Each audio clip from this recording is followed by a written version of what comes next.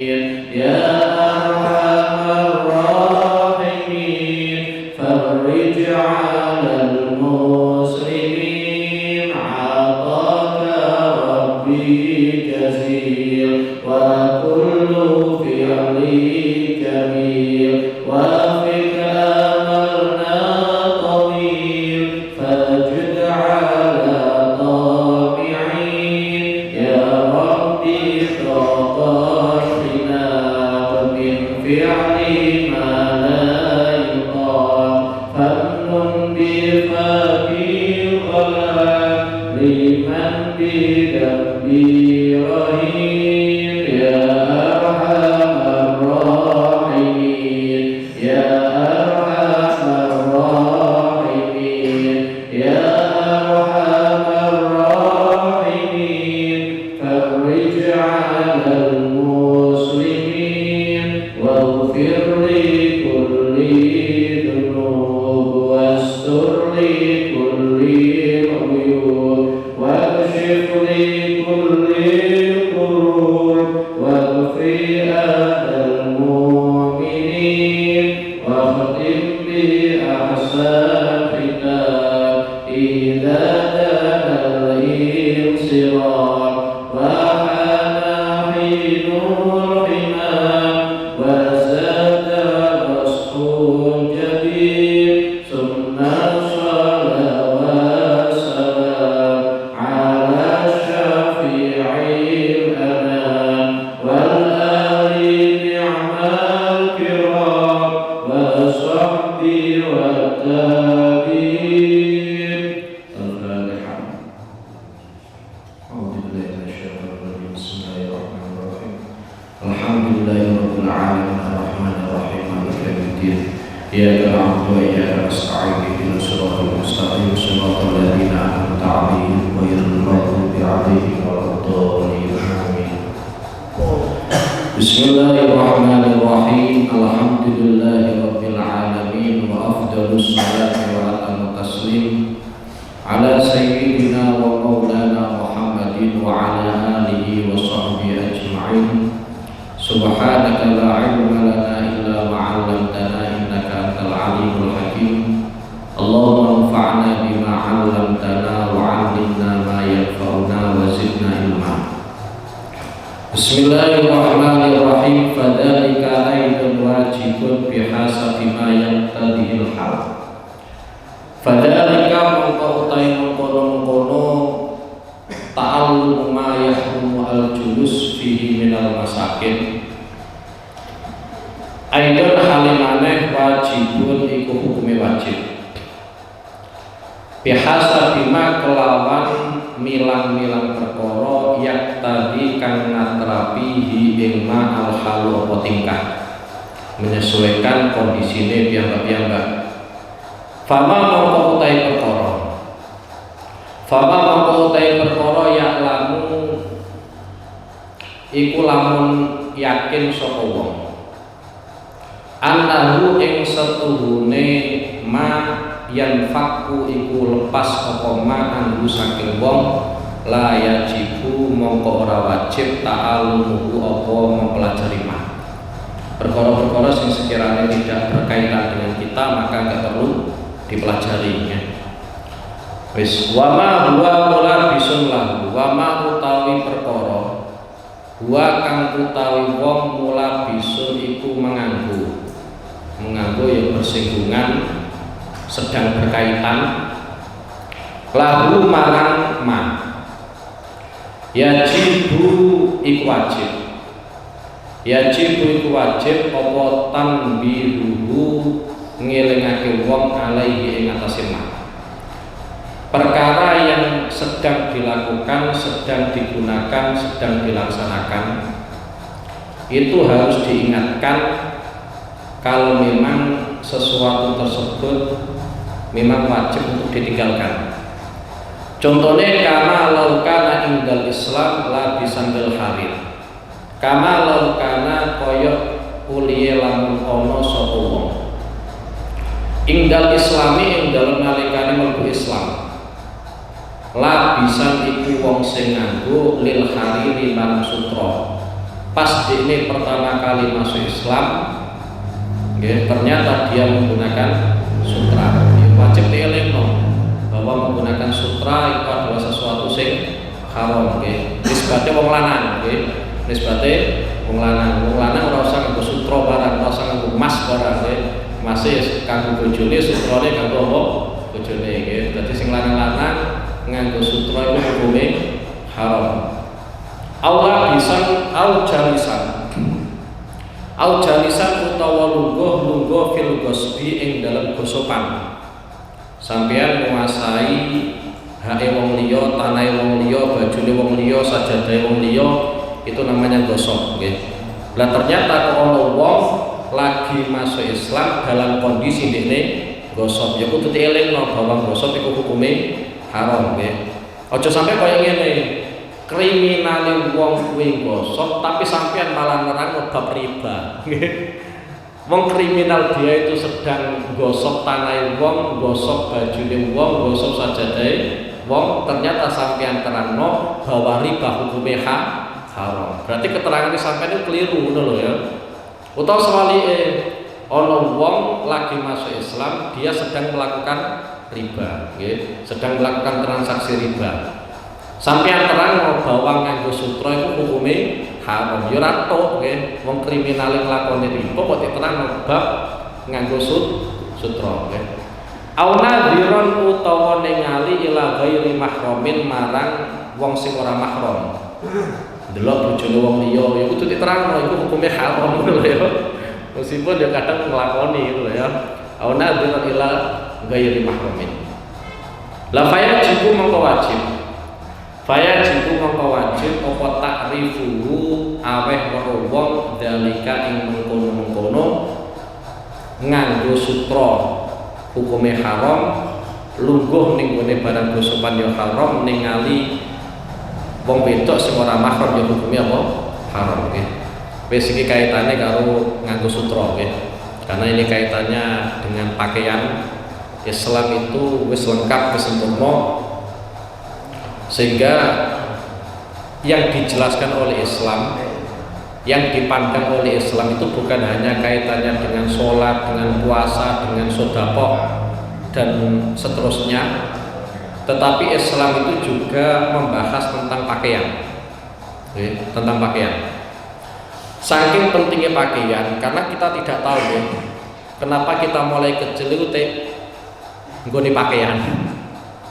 Itu gara-gara adat utawa barokai Nabi Adam biyen ketika turun saka swarga kemudian dikasih ilham oleh Allah Subhanahu wa taala, diwehi wahyu oleh Allah Subhanahu wa taala untuk menggunakan pakaian.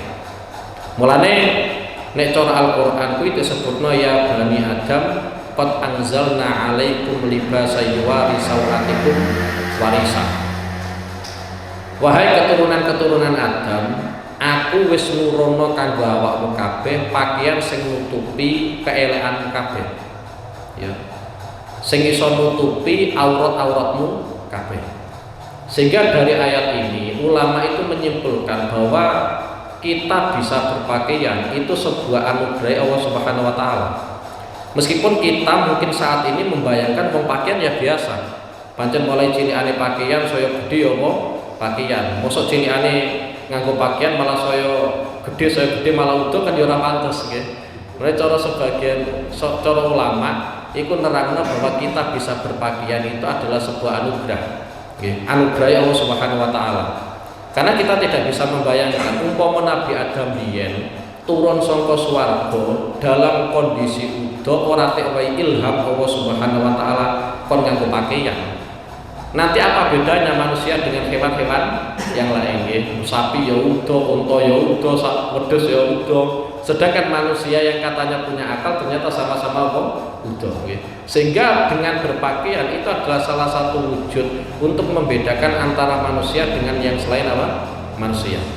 Mulane sampai kudu eling-eling ayat Al-Qur'an ya Bani Adama qad anzalna 'alaikum libasa yuwari sawatikum warisa. Aku wis nurono kanggo awakmu kabeh pakaian.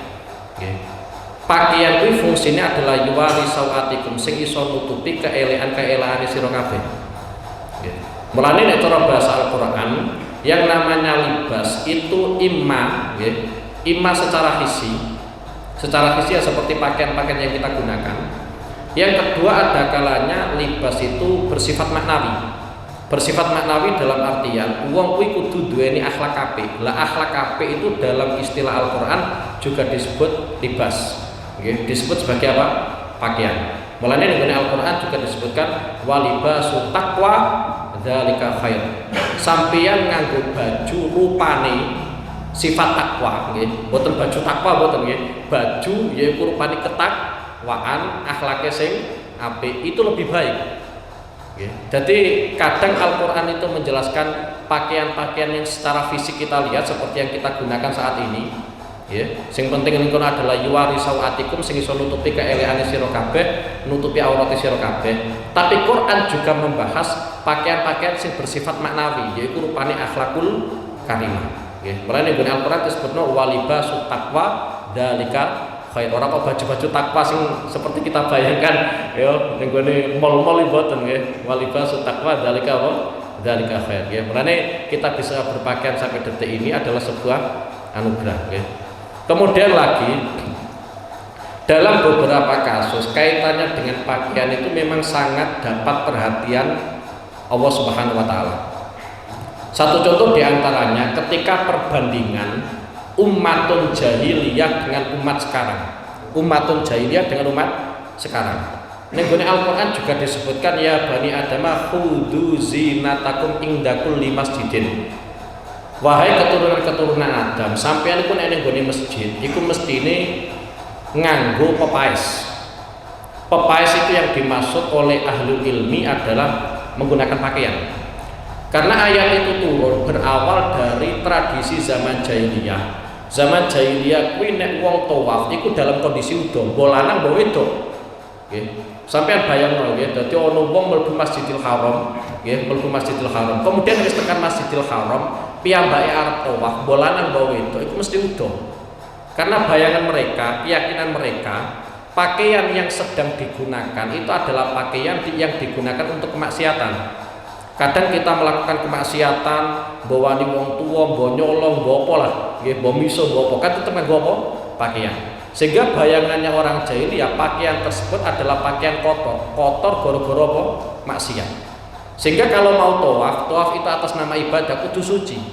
Nah, salah satu cara yang dianggap untuk menyucikan diri adalah pakaian ini dicopot kabeh.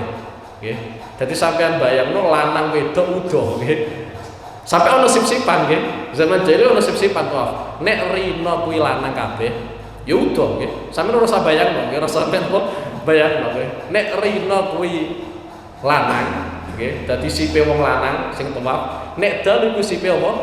Wong wedok. Ya udo wis blodor kuwi nggih. Dan anehnya lagi, baju yang sudah dibuang itu tidak diambil lagi. Karena mereka punya keyakinan bahwa baju yang sudah digunakan untuk kemaksiatan ora pantes digawe apa meneh.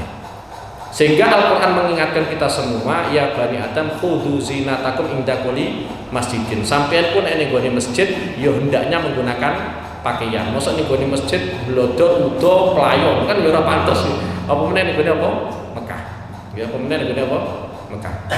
Kemudian kaitannya dengan sholat, karena ayat ini juga digunakan dalil para ulama bahwa orang sholat itu memang harus menutupi aurat. Dan aurat yang harus kita jalankan adalah aurat sesuai dengan panduannya para ulama. Ojo nuruti gengsi, ojo nuruti gengsi. Artinya gini loh, seandainya sampai itu ditakdirkan Allah Subhanahu Wa Taala, ternyata dua ini pakaian mau sarung siji tok, sarung siji tok. Lah sarung siji ku iso sampean gawe nutupi di antara pusat dan lutut, antara udel karo apa? Dengkul. Iki ya berarti sampean tetap wajib apa? Salat. Artinya tidak boleh sampean salat dalam kondisi udel. Kecuali kalau memang sampean wis ora duweni pakaian blas. Nggih, ora duweni pakaian blas. Nah itu silakan sampean salat dalam kondisi apa? Udel. Tapi selama masih memiliki pakaian, meskipun itu sekelas sarung dan bisa digunakan untuk menutupi aurat, ya kita gunakan untuk menutupi apa? Aurat. Jangan sampai kemudian kita mempunyai bayangan-bayangan yang tersendiri. Nek ono wong salat nganggo pakaian, nganggo trene. Orang nganggo panduannya apa? Ulama. Soalnya kadang ya orang itu punya prinsip bahwa yang penting tren, yang penting viral, nggih. Nggih. Kira-kira yang mau pakaian sing unik-unik, nggih. Contoh meneh, iki panduane ulama. Sampean sholat, itu hendaknya kan di antara kemekruhan nganggo pakaian, itu nganggo baju batik. Kayak baju ini ya semekruh. Kenapa? Karena bisa mengganggu kekhusyuan kita, meskipun sampai ya ora tau khusyuk. Tapi dengan berpakaian seperti ini sebenarnya bisa mengganggu kekhusyuan kita. Mulanya sing sunah iku polos. Mbok iku warnane putih, mbok ijo, mbok biru, mbok kuning terserah, sing penting apa? Polos. Batian mawon iku wis hukumnya apa? Makruh. Wis iki nek bahas tentang aturan Islam ya, kaitannya dengan pakaian pada saat kita menjalankan apa? Salat. Nggih. Ya kudu polos nggih. Nek putih iso nggih monggo sampean damel putih, ora iso ya ijo, ya engko nganggo abang dan seterusnya silakan mboten napa-napa. Nggih. Sing penting apa? Polos nggih. Aja sampai nganggo batik. Meskipun umpama sampean nganggo batik, salatnya sampean tetap sah. Ini kan kita tidak membahas sah salatnya napa mboten. Nggih. Sah salatnya napa mboten. Iki nganggo pakaian kita gunakan untuk sholat dan ternyata makruh. Apa mana sing unik-unik kuwi barang. Kadang nganggo kaos burine mbok apa, kutubu jandamu mbok apa. Itu kan lebih mengusik lagi itu, nggih. Lebih ganggu meneh. Ini kaitannya dengan pakaian. Lah Kanjeng Nabi lah aneh nggih. Sampeyan seneng Kanjeng Nabi tapi ora tahu ngerti nggih. Kanjeng Nabi nganggo pakaian piye? Kan gak ngerti nggih. Boy kita seneng Kanjeng Nabi, cara berpakaian Kanjeng Nabi seperti apa ya kita kadang nggak tahu. Ya karena memang tidak mencari tahu ya, tidak mencari tahu. Kanjeng Nabi itu memang di hadis disebutkan pakaian yang paling disenengi Kanjeng Nabi itu putih. Nek ora putih ijo. Nggih. Tapi iki perkara-perkara yang paling disenengi Kanjeng Nabi. Lah kemudian umpama sampean takok, kira-kira Kanjeng Nabi ku tahu ora nganggo pakaian sing saliyane putih sing saliyane ijo. Dalam sebagian hadis Kanjeng Nabi ku ya tahu nganggo abang. Okay. Sampai ono pengendikan fi khulatil hamra ahsana min Rasulillah sallallahu alaihi wasallam. Ma raaitu ahadan fi khulatil hamra ahsana min Rasulillah. Aku ora tahu ningali wong sapa wae nganggo baju abang sing ngalahno keindahane Rasulullah. Nggih. Dadi Kanjeng Nabi yo tahu nganggo apa? Abang. Tapi aja gawe dalil partai PDI aja lho ya nggih. Aja nggih. Iki aku menjelasno cara berpakaian Kanjeng Nabi. Kanjeng Nabi itu juga tawadhu.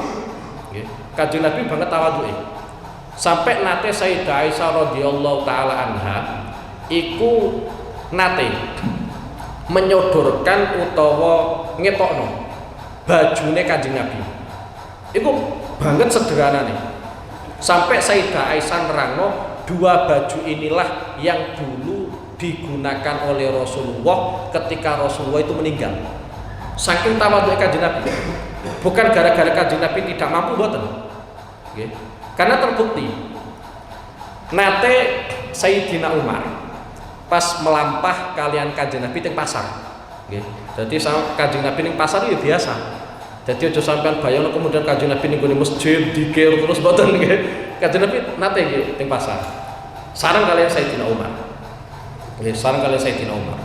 Lepas ketepaan Sayyidina Umar kalian Kanjeng Nabi ngelewati toko sing ning kono dodolan pakaian terbuat dari sutra. Nggih, terbuat dari sutra.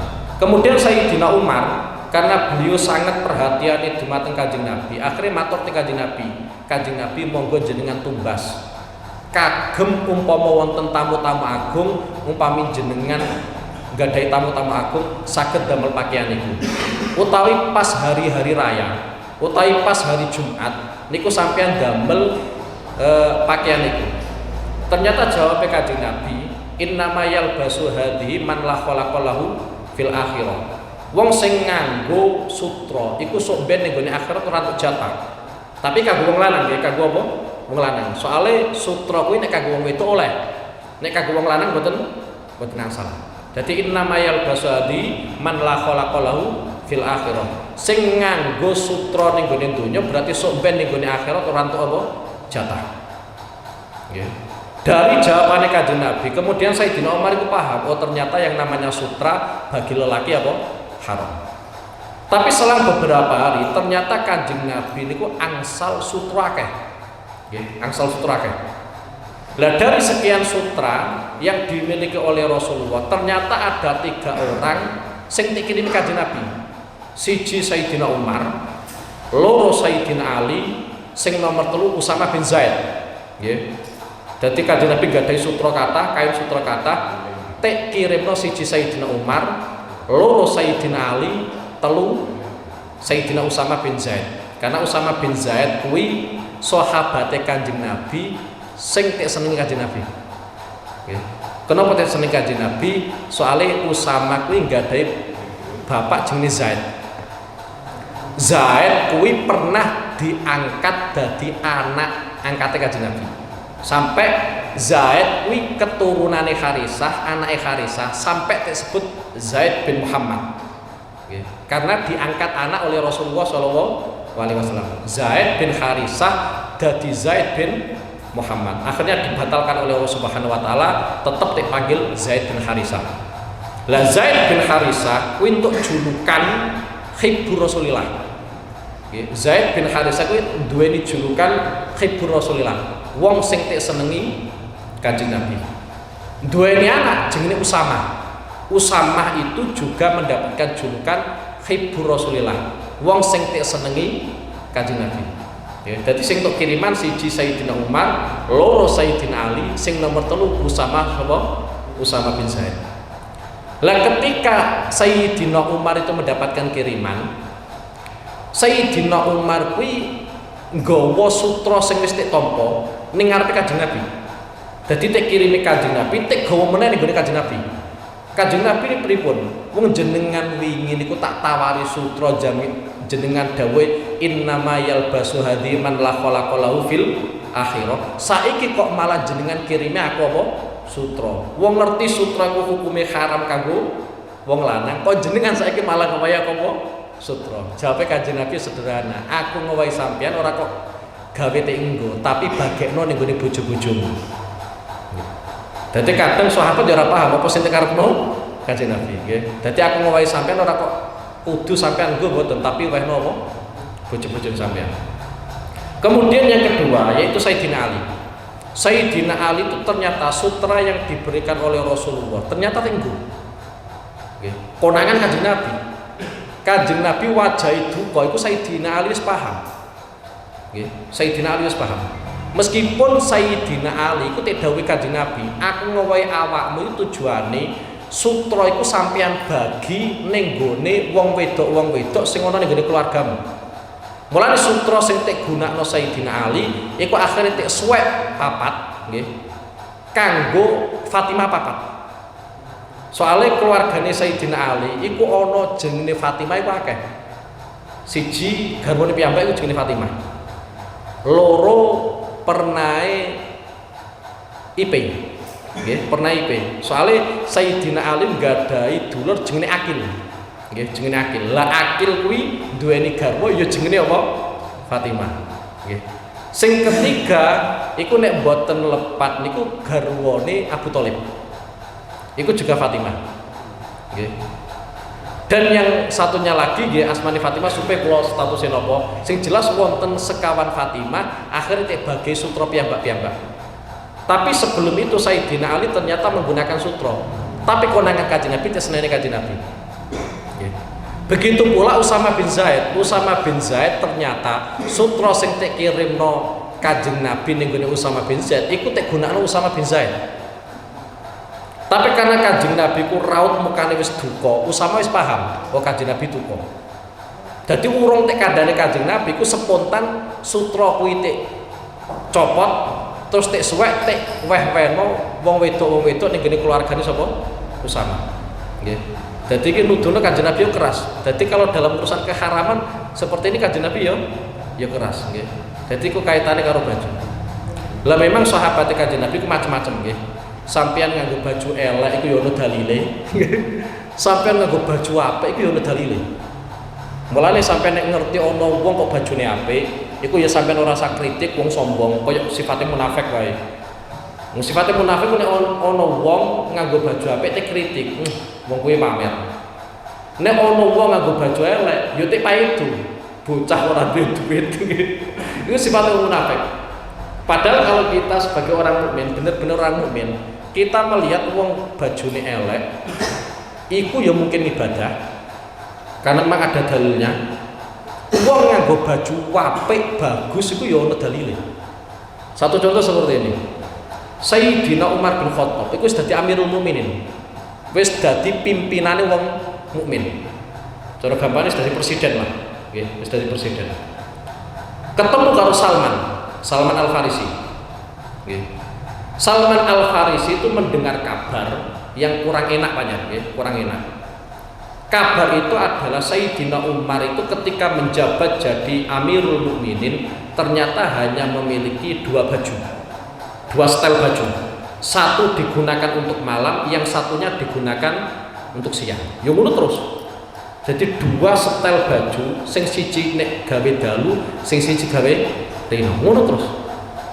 Akhirnya Salman karena mendengar informasi seperti itu, lepas ketemu kalian Sayyidina Umar, akhirnya Sayyidina Umar dicurhati kalian Salman, napa leres jenengan iku nggadahi namung baju kali setel, sing setunggal damel dalu, sing setunggal damel apa? Rino. Jawabe Sayyidina Umar, iya. Kemudian juga ada orang yang komplain kepada Sayyidina Umar. Karena Sayyidina Umar sudah di Amirul Mukminin, bajunya kok ya biasa-biasa wae, ora ono sing aneh-aneh. Ternyata jawabannya Sayyidina Umar, aku itu mulya itu dengan Islam. Okay. Jadi kami mulia itu dengan Islam. Sehingga kami itu tidak mencari kemuliaan dengan selain Islam. Okay. Itu Sayyidina Umar. Mulane masuk ono pengendikan innallaha qad rafa'akum wa fi riwayatin qad na'asakum bil Islam wa bi Muhammadin sallallahu alaihi wasallam. Pangeran pun wis ngangkat derajat kita itu satu dengan Islam, loro dengan Kanjeng Nabi Muhammad sallallahu alaihi wasallam. Bagaimana mungkin kita diangkat oleh Allah, dimuliakan oleh Allah dengan agama Islam, dengan Nabi Muhammad, sedangkan kita mencari kemuliaan dengan jalur yang lain? Apa malah dukun barang? Ojo sampai. Jawabannya Sayyidina Umar ya seperti itu. Ketika bajunya beliau itu dikritik habis-habisan, padahal beliau itu jadi Amirul Mukminin, jadi presiden. Jawab Sayyidina Umar, kami itu mulia itu dengan Islam. Sehingga saya tidak akan mungkin mencari kemuliaan dengan selain apa? Islam. Iku nuduno saking kuwate imane Sayyidina Umar, saking kuwate, saking sempurnane Islami Sayyidina Umar. Sehingga umpama sampean nggih, karena orang mulia itu macam-macam. Sampean mulia gara-gara sugih ya iso. Sampean mulia gara-gara jabatane ya iso nggih. Sampean mulia guru-guru gantengnya ya iso. Artinya media untuk menjadi mulia itu banyak. Tapi ini prinsip Sayyidina Umar, karena kami sudah mulia dengan Islam, maka jangan sampai kami mencari kemuliaan dengan selain apa? Islam. Mulai Sayyidina Umar jadi fakir ya biasa wae. Sama sekali gak bersulah. Itu Sayyidina Umar. Sedangkan baju kita di rumah itu banyak. Engko dalu ono baju malam, baju tidur ono dhewe. Engko esuk wis bajunan ganti meneh, awan wis ganti meneh. Sedangkan sahabat Kanjeng Nabi rupane Sayyidina Umar dadi Amirul Mukminin, presiden, dalu bajune ya kuwi, rino ya bajune kuwi. Itu Sayyidina Umar. Sehingga nek sampean bajune kok ternyata kuwi terus santai mawon. Wis ana dalile rupane Sayyidina Umar. Apa sing tek lakoni Sayyidina Umar itu mesti bener ya. Wong setan ora wani. Setan kuwi angger ana Sayyidina Umar kok ngliwati dalan. Setan gak ora mungkin wani. Ana setan kuwi wani nggih gara-gara pancen atine kuwi lali sangka zikir menyang Allah. Iku dawuh para ulama nggih. Ana setan kok wani mendekat kita, itu gara-gara atine kita lali nggone pangeran. Sedangkan Sayyidina Umar iku kehidupane eling pangeran terus. Sehingga nek ana dalan kok tek lewati Sayyidina Umar, ora mungkin setan wani lewat kono. Wis mlayu dhisik. Lah sedangkan kita-kita iku nek karo setan malah gawe jagongan kok nggih. Kemudian yang selanjutnya nggih. Memang itu kaitannya baju-baju sing elek nggih. Dadi mlane nek ana wong nganggo baju elek ya biasa wae karena sahabat Kanjeng Nabi ya sing model ngene kuwi nggih. Dadi ora iso kemudian kita menyalahkan bocah kok bajune apa elek terus. Tapi ini sampean bajune apik, ya ora mesti diarani sombong. Nggih, ora mesti diarani apa? Sombong. Nate wonten ulama nggih. Wonten ulama, karena memang kapasitas seorang ulama itu nyampe nang ilmu. Nate beliau kuwi ihram, nggih, ihram haji bersama dengan para jamaah. Pertama kali beliau itu haji ihram itu bajunya biasa, artinya bukan baju keulamaan, bajunya biasa, sehingga di hadapan para jamaah bayangannya jamaah itu orang biasa. Kalau menyampaikan hukum ya tidak diterima, gara-gara dianggap dia adalah orang biasa. Setelah mengetahui seperti itu, akhirnya beliau itu menggunakan baju keulamaan. Setelah menggunakan baju keulamaan, opo sing tek dawuhno iku diterima oleh para jamaah. Padahal omongannya sama, gara-gara bajunya berbeda, nganggo baju ulama akhirnya apa yang disampaikan ditompo, sedangkan yang nganggo baju-baju biasa ternyata omongannya ora ditompo. Mulane kadang wong kuwi kalah karo dohire nggih. Kalau dohire artine nek sing ngomongi wong iki gelem gugu, nek sing ngomongi wong iki ora patek gelem apa gugu. Padahal omongannya ya padha-padha bener nggih, padha-padha bener. Itu kaitannya dengan baju nggih. Jadi baju itu memang sangat diapresiasi oleh Islam, sangat ada perhatian betul oleh Islam. Lah repotnya zaman akhir nggih, repotnya zaman akhir kuwi pancen kadang kita itu tertipu. Kadang busana-busana Islami tapi justru boten Islami. Jadi Islami, agama Islam itu gawe modal dodolan tok nggih, busana Islami. Tapi kelakuannya boten Islami. Bajunya boten Islami. Wong kadang ketok kok aurate. Tapi ya judule busana apa? Islami. Dadi kaya ngene iki. Iki kaitane karo baju apa meneh wong wedok-wedok iki ra ngrasane wong wedok tapi iki fakta. Kenapa fakta? Karena memang mesti nas Kanjeng Nabi. Apa meneh ning Al-Qur'an sudah disebutkan zuyyina linnasi hubbus syahawati. Pertama kali yang disebutkan oleh Al-Qur'an ternyata minan nisa. Nggih, zuyyina linnasi hubbus syahawati minan nisa.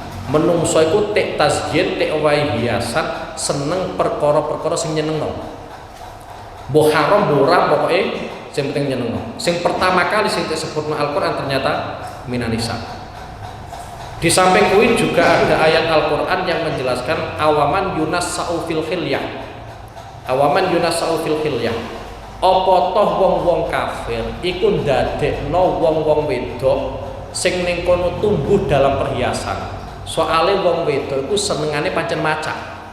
Dadi sampeyan nek duweni bojo kok senengane maca, sampean kok sampai blutur kaya ora tau adus wis biasa mawon. Pancen desane Quran kaya ngono. Desane wong wedok nek nas ning Al-Qur'an ya ngono. Di dalam hadis juga banyak. Mulane Kanjeng Nabi itu mewanti-wanti kanggo wong lanang, fitnah yang paling membahayakan bagi seorang lelaki adalah wong wedok.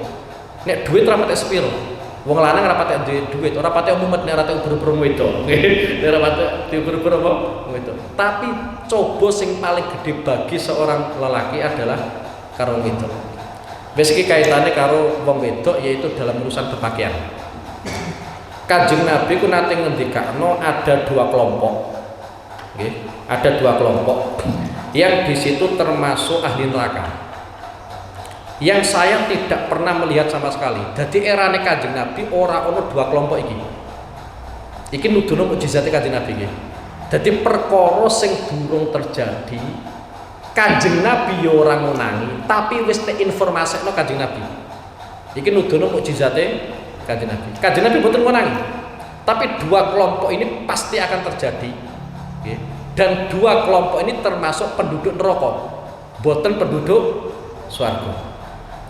Kanjeng Nabi juga ngendika lam arohuma, saya tidak akan pernah melihat sama sekali.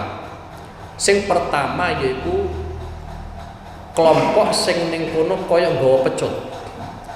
Pecut kuwi tek gawe nutuki menungso. Ulama nafsiri kaum ini adalah polisi. Polisi-polisi sing dolen nggawa tongkat gawe nutuki apa? Rakyat. Hati-hati kuwi. Min ahli nar. Dawuhe apa? Kanjeng Nabi. Iki aku ora kok meden-medeni mboten nggih. Artinya sebuah kekuasaan kalau digunakan untuk dolim, memang sengaja digunakan untuk apa? Dolim. Itu min ahlinar. Ini yang pertama. Iki rasa terjelasno dawa karena ini bukan kaitannya dengan pakaian. Sing kedua, yaiku wong wedok sing ning kono kaya-kaya nganggo pakaian. Tapi hakikate udo. Ning gone sebagian hadis disebutno rubba kasiyatin fid dunya ariyatin fil akhirah. pirang-pirang wong sing ning donya kuwi nganggo pakaian, wong wedok nganggo apa? Pakaian ning donya. Tapi sok ben ning gone akhirat iku udo. Ulama memberikan tafsiran semisal nganggo baju sing banget nyetrite. Dadi nganggo baju justru malah bodine ketok, nggih. Bentuk bodinya seperti apa ketok. Ya meskipun nisbate mripate wong lanang ya padha seneng. Tapi mbok piye-piye iku adalah min ahli nar. Nggih. Mulane sampeyan aja nyawang sing min ahli nar, nyawang sing min ahli apa? Jannah. Nyawang sing min ahli apa? Jannah. Lha iya, wong kuwi nek calon penduduk akhirat sampeyan sawang iku iso ndadekno ati atos. Sampai orang ulama ngendikano an-nadhar ilal bakhil yuqassil qalbah. Wong delok wong medhit. Nggih. Ono wong medhit sampeyan sawang, sampeyan delok tok lho. Ora usah sampeyan rasani lah, ora usah sampeyan opo. Rasane sampeyan delok tok. Yuqassil qalbah, iso ndadekno ati ku atos. Nggih. Iku wong medhit.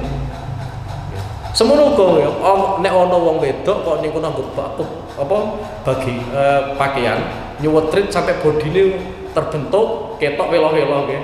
Iku ning donyane ku nganggo pakaian tapi hakikate ku udo. Ana sing nafsiri, nggih ana sing nafsiri, ora ngono. Tafsirane sebagian ulama kuwi nganggo baju sing nerawang. Nggih, nganggo baju apa? Sing nerawang. Ya bener ning kono kuwi ora nyetrit, ora press body, tapi tek sawang kok dodone wis ketok. Nggih. Iku wong sing ning donyane kuwi apa? Nganggo pakaian, tapi hakikate sumben ning gone akhirat apa? Utuh. Lha iki termasuk min ahli apa? Min ahli nar. Mulane hati-hati karo pakaian-pakaian barang kuwi. Kemudian meneh nggih, ini saya tidak mengajari sampean untuk mengikuti aliran-aliran apa celana cingkrang iki mboten nggih. Ora aku ora ngajari kuwi nggih. Wis ngene nggih. Karena celana cingkrang itu memang yo ono hadise. Nggih. Aku yo ngerti hadise nggih. Ya ora sate salah teman-teman nggih. Semono uga diantarane baju-baju yang tidak islami, sampean nganggo baju sampai nyeret-nyeret. Nggih, sampean nganggo baju sampai nyeret-nyeret, tujuannya sombong. Sampai ning gone hadis disebutno innallaha la yanzuru ila man jara thawbahu khuyala. Pangeran ora mungkin ningali wong, mirsani wong ningali wong sing ning kono nek nganggo baju ki seret. Tapi tujuannya sombong. Jadi nisbati sampean nganggo sarungan sampai nyeret-nyeret, tapi tujuannya sombong. Lebih itu nek ora iso sarungan dhewe meneh. Dhewe meneh. Iki pancen iso sarungan, cuma ndekne nganggo baju apa? Nyeret-nyeret. Kalau memang itu tujuannya adalah sombong, itu haram.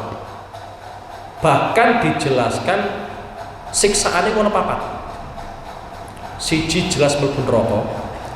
Loro ora tingali pangeran. Dole sampean bayangno ning gone swarga, kenikmatan tertinggi, kenikmatan terbesar itu iso nyawang pangeran. Nggih, iso nyawang pangeran. Lah ternyata ora tek wae kesempatan tek sawang pangeran. Sing ketiga, ora tek dawuh pangeran. Ora tek jak omong apa pangeran. Padahal nek tek jak omong pangeran ku enak. Nggih. Sampeyan ora usah bayangno. Dadi enak panganan tok iku ora mesti nggih. Dadi kadang wong dijak omong-omongan ku ya apa? Enak nggih. Kadang ning kono ora tek kaya apa-apa anggere dijak jagungan ya apa? Rasa nggih. Apa meneh iki jagungan kalian Allah Subhanahu wa taala nggih. Iki kaitane karo sampai nang baju sampai nyeret-nyeret. Nggih. Tujuane apa? Sombong. Kemudian Abu Bakar nggih nate ngoten niku. Abu Bakar ku krungu hadis iki saking khawatir iki. Saking khawatir. Matur nang Kanjeng Nabi. Kanjeng Nabi kula niku sebagian baju kula iku nyeret-nyeret. Iku Abu Bakar. Akhirnya Kanjeng Nabi jawab, sampeyan ora mlebu hadis kuwi. Artinya nisbate Abu Bakar meskipun sebagian bajune iku nyeret, tapi Abu Bakar iku mboten tiyang sombong. Sehingga mboten masuk hadis sing ning kono termasuk ancaman kanggo wong sing nyeret apa bajune. Lah kaitane karo sing apa iku aliran-aliran apa? Cingkrang, iku pancen ana hadise. Iku ceritane Ibnu Umar. Ceritane Ibnu Umar. Aku ora beloni mboten nggih. Aku ora beloni. Tak beloni sampai ora mungkin melu. Dadi Ibnu Umar itu ceritane nggih. Ceritane beliau iku nganggo pakaian sampai nyeret. Nggih, sampai nyeret. Konangan Kanjeng Nabi. Dawuh Kanjeng Nabi, irfa, angkatan munggah sithik. Diangkat kali saya sapa Ibnu Umar, nggih, berarti angkat. Sampun cekap Kanjeng Nabi, irfa, kon ngangkat meneh, rada dhuwur meneh. Akhirnya diangkat. Lha iku ditafsiri kalian para ulama, ternyata ngangkate Ibnu Umar itu sampai tekan ngene lho ya, betis ngene. Lha iki gawe dalil aliran-aliran apa? Celana cingkrang. Iku ceritane Ibnu Umar nganggo baju sampai nyeret. Nggih. Lah sebenarnya hadis iki ana ihtimal piye? Kenapa kok ngangkat dhuwur? Kuwatire Kanjeng Nabi nek ngangkat ngene tok, kok nyeret meneh, ora konangan Kanjeng Nabi. Nek wis diangkat ngene iki banget bisa nyeret-nyeret wis dhuwur. Jadi itu berawal dari Ibnu Umar nganggo pakaian apa? Nyeret-nyeret. Jadi wong kadang salah paham ya. Bismillahirrahmanirrahim. Yes, pokoknya nganggo sutra hukumnya haram, kanggo lanang nek kanggo wedok mboten napa-napa nggih, kanggo wedok mboten napa-napa. Soale zaman akhir iku tek dawuhake kalian Kanjeng Nabi iki mesti terjadine ya muga-muga aja kita sing lakoni karena ini perkara sing haram. Kanjeng Nabi nanti ngendikano layakunanna min ummati qaumun yastahillunal khirra wal harira au kama qala Rasulullah. Sebagian dari umatku nanti ada kelompok, ada orang yang menghalalkan satu perzinahan, yang kedua menghalalkan sutra. Yes. Iki wis teknas Kanjeng Nabi sehingga mesti terjadi nih. Mulane pesenku ning gone sampean-sampean perkara haram teteplah yakine haram meskipun kita nglakoni. Ya, nisbate delok wong wedok ayu ya, iku haram ora bojone dhewe. Tapi tetep kita ngakoni iku haram. Iku lebih aman daripada sesuatu sing haram sampean yakini halal. Yang dikhawatirkan Kanjeng Nabi adalah menghalalkan perkara sing haram utawa mengharamkan perkara sing halal. Lah Kanjeng Nabi ngendikano layakunanna min ummati qaumun yastahilunal khirra wal harira. Sebagian dari umatku nanti ada kelompok, ada orang yang menghalalkan satu zina. Zina itu dihalalkan, padahal jelas-jelas harami. Jangankan zinanya, mendekati zina saja diharamkan. Wala taqrabu zina innahu kana fahisatan wa sa'a sabila. Apa meneh zinane?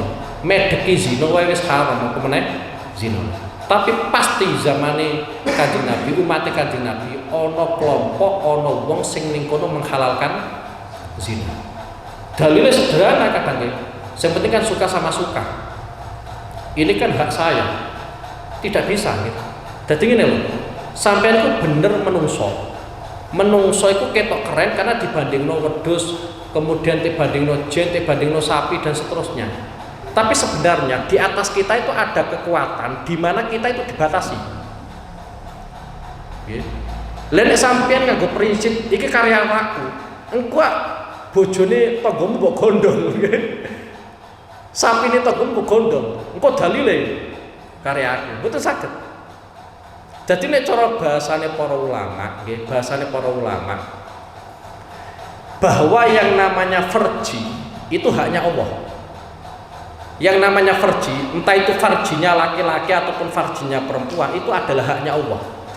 Sehingga ada perkara yang dihalalkan oleh Allah untuk farji tersebut, ada yang tidak. Nisbate bojone sampeyan, berarti halal kanggo sampeyan. Kanggo tanggane sampeyan yo haram. Karena kehalalan farji itu hak murni Allah. Sedangkan nek gone tanggane diharamno, gone wong liya apa diharamno. Sehingga nggak bisa kita menggunakan dalil, wah ini gon-gonanku, sakarepku, suka sama apa? Suka. Tapi ono pangeran, okay? Pangeran itu zat yang memberikan kewenangan bagi kita. Mulanya ada beberapa hal yang kelihatan dohir apik, tapi ternyata dalam aturan Islam itu diharapkan. Contoh, okay? Contoh, la sholata bila tuhurin. Sholat itu apik. Tapi nek cara hadis disebutno, nek ana wong salat ora nganggo sesuci, lha apa sampean salat? Nganggo jungkar-jungkire sampean. Nggih, la salat bilang tuhurin. Sampean salat jungkar-jungkir tapi ora wudu, padahal iso wudu. Nganggur salat sampean, ora dianggap pangeran. La sodaqata min hululin, ora ono sedekah kalau memang hasil yang disedekahkan itu adalah hasil korupsi. Nggih. Sampeyan korupsi semisal nggih, utawa entahlah pokoknya perkara-perkara sing haram, sampeyan sedekahno. Ana wong nyolong, ngene togone terus sedekahno, iku kan ya apik. Sedekah apik, tapi gara-gara hasil haram. Jangan berharap sedekah sampeyan ditampa. Dan seterusnya. Kemudian kita menggunakan dalil karyaku lah iki apa? Awak-awakku. Mboten saged nggih. Jadi pokoknya kita hati-hati qaumun yastahilunal firaqom sing ning kono menghalalkan apa? Zina. Umpama ditakdirno zina, nggih, umpama ditakdirno zina, nggih, tetep kita ngakoni iku haram. Mbok piye-piyeno Kanjeng Nabi ku wis ngowahi gambaran. Sahabate Kanjeng Nabi ku ana sing zina. Tapi sampeyan ora usah ngelek-ngelek sahabat. Iki aku mau cerita tok. Aku ngulang tak critakno, nggih. Dadi sahabate Kanjeng Nabi ana sing zina. Yes, nggih. Tapi sahabate Kanjeng Nabi ku tobat. Mulane aja elek-elek sahabat, nggih. Ana wong kok ngelek-ngelek sahabate Kanjeng Nabi, fa'lam annahu zindik. Yakini bahwa orang tersebut adalah zindik. Nggih. Kafir zindik, nggih. Wis. Dadi ku nek wong ngelek-ngelek apa? Sahabat. Iki aku mau cerita, sahabate Kanjeng Nabi ku ana sing zina. Ana wong wedok suwane ngene Kanjeng Nabi. Kanjeng Nabi kula iku zina. Nggih. Kanjeng Nabi kula niku apa? Zina. Pertanyaane Kanjeng Nabi, hamil mboten? Hamil Kanjeng Nabi, ya wis lahirno dhisik anakmu. Engko mrene neh. Akhirnya dia tunggu sampai lahir. Bar lahiran wong wedok kuwi sowan meneh nggone Kanjeng Nabi. Kanjeng Nabi, anak kula sampun lahir. Wis umur 2 tahun ta durung? Dereng Kanjeng Nabi, ya wis susune sampai 2 tahun. Engko nek bar 2 tahun lahir rene neh. Bareng bar nyusoni anake sampai 2 tahun, wong wedok sowan meneh nggone Kanjeng Nabi. Njaluk te hukum Kanjeng Nabi. Akhirnya te hukum Kanjeng Nabi. Dadi ora kok agrono wong zina meskipun hamil dihukum mboten nggih. Dadi Kanjeng Nabi kon nunggu sampai lahiran, kon nyusoni sampai apa? 2 tahun bar kuwi lagi dihukum Kanjeng Nabi. Nggih. Iku sahabat Kanjeng Nabi. Tapi sampai ora saya elek sahabat Kanjeng Nabi. Soalnya sahabat Kanjeng Nabi mesti tobaté, jaminane swarga itu sahabat Kanjeng Nabi. Nek kita-kita ora ana jaminan kaya ngono. Ana wong lanang ya ngono padha. Ana wong lanang kuwi zina, sahabat Kanjeng Nabi. Wong lanang zina. Matur ning Kanjeng Nabi. Kanjeng Nabi kula zina. Komentar Kanjeng Nabi mau sederhana, paling awakmu ngambung tok. Mboten Kanjeng Nabi kula zina. Ah paling lus-lus tok. Ora aku kan zina Kanjeng Nabi. Dadi tek sindir Kanjeng Nabi kaya ngono iku tetep ngakoni nek beliau apa? Zina. Dadi sahabat Kanjeng Nabi ono sing zina. Tapi sampeyan ora salah elek. Karena sahabat Kanjeng Nabi mesti apa? Tobat. Mulane ngene iki. Mulane ngene iki. Nek ono wong kemudian melakukan zina, nggih. Ketika dia sedang zina itu memang maksiat. Tapi setelah itu kan tidak ada jaminan. Ndekne iku isih maksiat, apa justru malah wis tobat? Jangan-jangan setelah dia zina ternyata langsung apa? Tobat. Kita kan gak ngerti. Tapi sing jelas dawuh Kanjeng Nabi aja sampai kita ngalalno zina. Mbok pepino zina iku apa? Haram. Sing kedua yang diantisipasi oleh Kanjeng Nabi adalah ono kaum sing ning kono menghalalkan sutra. Lah sutra sing haram niku piye? Sutra sing ning kono luwe akeh utawa 100% sutra. Nisbate satu contoh sarungi sampean nggih. Ora kok tulisannya sutra tok mboten nggih. Pancen bener-bener bahane saka apa? Sutra. Kadang kan pabrik kan bodoh nih kadang tulisannya sutra. Tapi hakikatnya mboten apa? Sutra. Sarungi sampean iku nek pancen benange sutra kabeh 100% apa? Sutra. Iku haram. Kanggo wong lanang, kanggo wong wedok mboten napa-napa. Mbok piye-piyeno wong wedok iku mahalu zina, tempat gawe pepaes. Lah sutra iku kenek gawe menghiasi. Dadi pancen wis jodone nek karo apa? Wong wedok. Dadi nek 100% sarunge sampean kok sutra, sampean go haram. Utawa luwih akeh sutrane daripada campurane. Semisal sutrane 75%, campurane 25%. Iku sampean go ya haram. Beda nek ngene, campurane 50%, sutrane ya 50%. Iku mboten napa-napa. Dadi padha-padha 50%. Dadi sarunge sampean semisal nggih. Dadi benange kuwi sebagian saka sutra, sing sebagian liya campurane apa? Sutra. Utawa bahkan ning kono sing sutra sing luwih sithik. 25% ning kono sutrane, 75% rane. Iku mboten napa-napa sampeyan gunakno. Utawa bahkan mau tulisannya tok sutra nggih. Benake mboten napa sutra iku banget oleh nek kuwi nggih. Banget apa? Oleh soalnya mesti murahe kan lho, mesti apa? Murahe. Ya sing kaitane karo napa? Kaitane karo sutra nggih. Au jalisan tugasbi. Iki kaitane karo gosok nggih, kaitane karo gosok. Kanjeng Nabi wis pokoke nate ngendikakno bahwa wong kuwi kok sampe nggosok hake wong liya, iku sombe ning gone akhirat tanah sing tek gosok kuwi akhirnya tek kalungno wong sing gosok. Dadi semisal sak meter sampean gosok, nggih. Iku sok ben dadi kalunge sampean ning gone akhirat. Kaitane karo hake wong liya. Nggih. Mulane sampean kuwi nek kemaksiatan kok kaitane karo padha menungsane, iku justru malah angel di sepuro. Soalnya sampean iso untuk sepurane pangeran iku nek pancen wong sing sampean dolimi nyepuro sampean. Nek ora nyepuro ya aja arep-arep apa? Sepuro. Nggih. Nek sampean maksiat ku langsung karo pangeran, nggih, iku malah luwih gampang. Nggih, malah luwih gampang. Gampang te sepuro. Wong kok nglakoni maksiat iku sunahe ditutupi. Aja tek umumno. Nggih. Sunahe apa? Ditutupi. Tapi sunahe ditutupi iki tujuane gen gak nglakoni meneh. Ngono lho.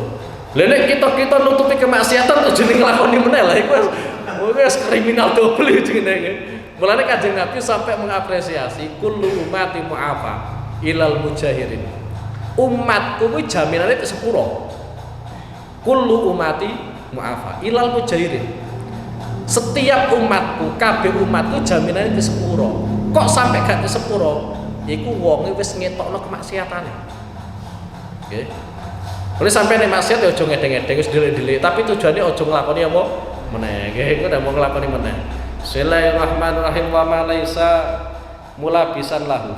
Wa ma utai perkara laisa kang ora ana sapa wong kumulabisan iku nganggo lahu marang ma. Walakin nahu lan angin tetapine ma iku bisa dadi ta'arudi. To walakin nanging tetapine wong bisa dadi ta'arudi ku kelawan tujuane nyinggung-nyinggung lahu marang ma alal qurbi ing atase pedhek kal akli kaya dening mangan wasyur bilan ngombe ya fayajibu mengko wajib taklimu apa ngulang ma perkara sing durung sampean lakoni tapi potensi sampean apa lakoni yaiku wajib diulangno nggih. Hatta idza kana sehingga ing dalem nalikane ana sapa wong fi baladin ing dalem negara utawa ing dalem desa negara yu ta'atto kang den lakoni fihi ing dalam balad apa syurbul khamri apa ngombe arak. Sampeyan urip ning gone daerah-daerah sing ning kono mayoritas penduduk ngombe arak. Wa aklu lahmil khinziri lan mangan daging celeng. Ya fayajibu mengko wajib taklimuhu apa ngulang wong dalika ing mengkono-mengkono syurbul khamri wa aklu lahmil khinzir nggih. Diulang ngombe khamr hukume piye ya diulangno nggih. Watan biulan ngelingake wong alaihi ing atase syurbil khamri wa akli lahmil khinzir. Wa ma utai perkara wajib kang wajib taklimu apa ngulang ma sesuatu sing wajib diulangno ya wajib mengko wajib alaihi ing atase wong ta'allumuhu apa mempelajari ma.